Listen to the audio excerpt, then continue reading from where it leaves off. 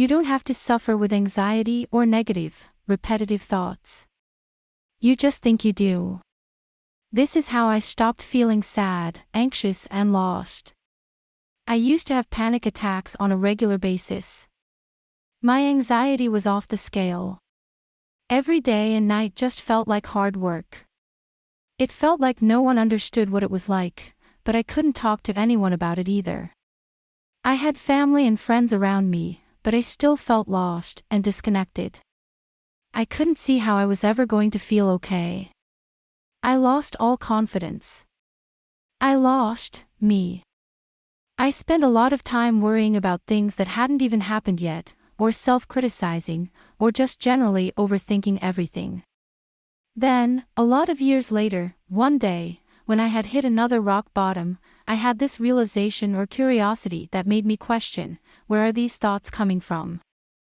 Then I questioned, who's asking that question?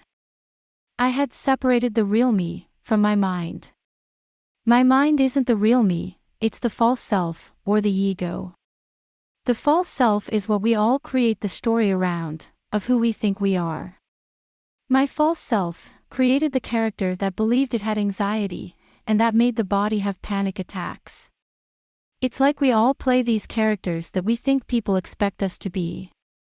We all worry about what other people think of us, we even worry about what strangers think of us.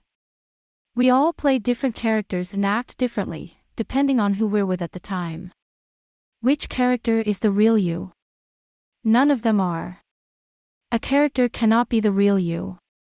So, in reality, our ego or false self, that the mind has created this character and story around, is worried about what another made up, false self character, created by somebody else's mind, thinks about it. And all this is going on, with each and every one of us, whilst the real you, the awareness, the observer, that can just watch and observe the thoughts, mind and body, is not even noticed. We're far too busy listening to our minds, to connect with who we really are. It's hard to explain what the real me is or what it feels like. But you'll know when you find you. The real me kind of feels like my intuition, that sixth sense, that feeling or knowing you get when you know something is off or something is right. That connection with something. You don't know where it comes from, but you trust it, you just know, you can trust it. You also know it will never do you wrong. When you don't listen to it, you often wish that you had.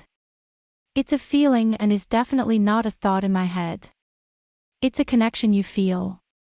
I had separated the real me from my mind, and now it was like I was just an observer, an awareness, watching this thing, my mind, creating all the negative, self-criticizing comments and thoughts. Just by observing my thoughts, being separated from my thoughts changed everything. So, if you're not in a good place mentally, or you have anxiety, or overthink, or you just want to break free from your mind, try to start to observe your thoughts. Don't resist them or react to them. Don't make judgments or try to analyze them. Just watch and observe them as they come in. Ask yourself, if you are able to watch and observe your thoughts and mind, who is the observer?